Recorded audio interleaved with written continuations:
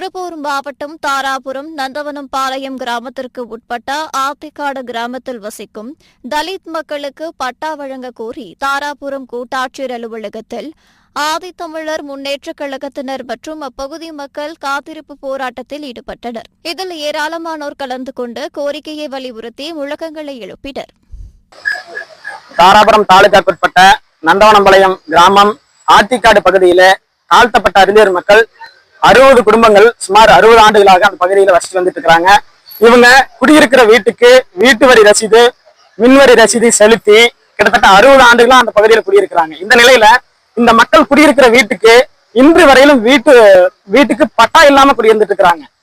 இந்த பட்டா கொடுக்க சொல்லி குடியிருக்கிற வீட்டுக்கு பட்டா கொடுக்க சொல்லி மாவட்ட ஆட்சியர், வட்டாட்சியர் பல மனுக்கள் தொடர்ச்சியா 30 வருஷமா கொடுத்துட்டு இருக்கிறாங்க. நான் எந்த ஒரு நடவடிக்கையும் எடுக்கிறதே இல்லை. அதிகாரிகள் வர்றாங்க போறாங்க, அதோட சரி, பட்டா கிடைச்ச பாடே இல்லை. ஆகையால இன்றைக்கு உடனடியா இவங்களுக்கு பட்டா வழங்கணும், குடியிருக்கிற வீட்டுக்கு பட்டா வழங்கணும் சொல்லி ஆதித்தமிழர் முன்னேற்ற கழகத்தின் சார்பில் கோட்டாட்சியர் அலுவலகத்தை முற்றுகையிட்டு தர்ணா போராட்டத்தில் ஈடுபட்டிருக்கோம்.